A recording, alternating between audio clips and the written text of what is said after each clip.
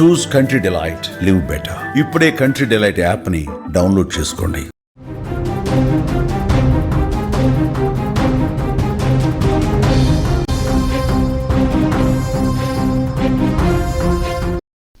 మరో breaking news చూస్తున్నాం. కేరళలో కసాయి తల్లి దారుణాలు బయటకొస్తున్నాయి. 2 నవజాత శిశువులను హత్య చేసింది. పుట్టిన వెంటనే ఆ దుర్మార్గులు చంపేశారు. 2021లో ఓ బిడ్డని చంపారు. 2024లో మరో బిడ్డని హత్య చేశారు. ప్రియుడితో కలిసి ఈ ఘాతుకానికి ఆ తల్లి పాల్పడినట్లుగా తెలుస్తోంది. సంవత్సరాల తర్వాత ఆ అవశేషాలు బయటపడ్డాయి. పిల్లల ఎముకలతో పోలీస్ స్టేషన్కు ఆ జంట వచ్చినట్లుగా మనకి సమాచారం అందుతోంది. ఇటీవల మానవత్వపు విలువలు పూర్తిగా మంటగలిసిపోతున్నాయి. రక్త సంబంధమని కూడా చూడకుండా దారుణంగా ప్రవర్తిస్తున్నారు మనుషులు. ఆస్తి కోసం కన్న తల్లిదండ్రులను, తోడపుట్టిన వాళ్ళని చంపుతున్నారు. పెళ్లి కాకుండానే తప్పుడు పనులు చేయడం, పిల్లలు పుట్టిన తర్వాత చెత్త కుప్పలో పడేయడం సర్వసాధారణం అయిపోతుంది. ఆ ఇద్దరు పెళ్లి చేసుకోలేదు, కానీ ఒకటయ్యారు.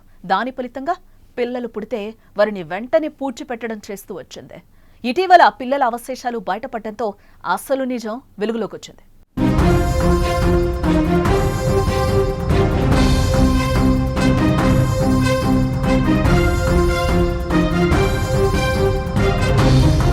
కేరళలోని త్రిశూర్ జిల్లాలో దుక్కొట్టైలో దారుణ ఘటనలు వెలుగు చూసింది.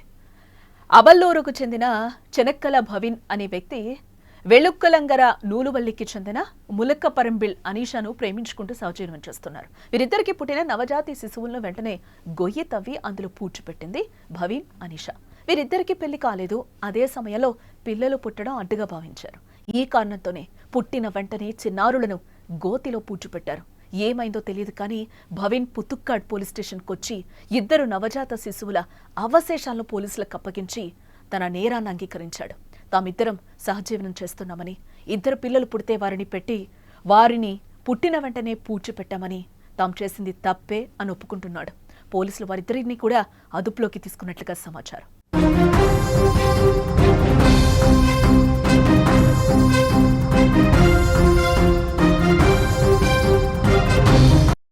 ఇద్దరిపై పోలీసులు కేసు కూడా నమోదు చేయడం జరిగింది. విచారణ చేపట్టారు. పోలీసుల వివరాల ప్రకారం మనం చూస్తే భవీన్, అనీషా 2020లో ఫేస్బుక్ లో పరిచయం అయ్యారట. అప్పటి నుంచి ఇద్దరి మధ్య ప్రేమ జిగురించింది. కొన్ని రోజుల తర్వాత ఇద్దరు కలుసుకుని సౌజీవనం చేస్తున్నారు. ఈ క్రమంలోనే 2021లో అనీషా మొదటి బిడ్డకు జన్మనిచ్చింది.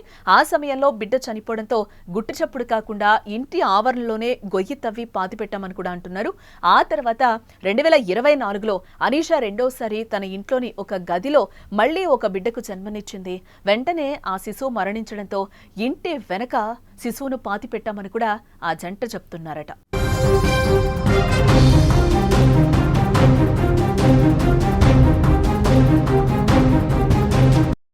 పిల్లలు చనిపోయినా వారి జ్ఞాపకంగా అవశేషాలు తన వద్ద ఉంచుకున్నామని భవిన్ చెప్పాడు. ఇది అనీషాతో నాకున్న అనుబంధానికి గుర్తు అని భవిన్ తెలిపాడు. ఇద్దరి ఎముకలను సేకరించి దహనం చేయాలని ప్లాన్ చేస్తున్నట్లుగా పోలీసులు వీరి ఫ్రెండ్స్ ద్వారా తెలుసుకున్నారు. ఈ క్రమంలోనే ఆదివారం నాడు భవిన్ స్వయంగా 2 శిశువుల ఎముకల అవశేషాలతో పోలీస్ స్టేషన్ చేరుకున్నాడు. ఫోరెన్సిక్ దర్యాప్తులో ఇవి మానవ శిశువుల ఎముకలని కూడా తేలింది. ఘటనపై కేసు నమోదు చేసి దర్యాప్తు చేస్తున్నట్లుగా పోలీసులు వెల్లడించడం జరిగింది. అయితే కేరళలో నవజాతి శిశువుల హత్యకు సంబంధించిన ఘటన ఇప్పుడు తీవ్ర సంచలనంగా మారిందని చెప్పుకోవచ్చు.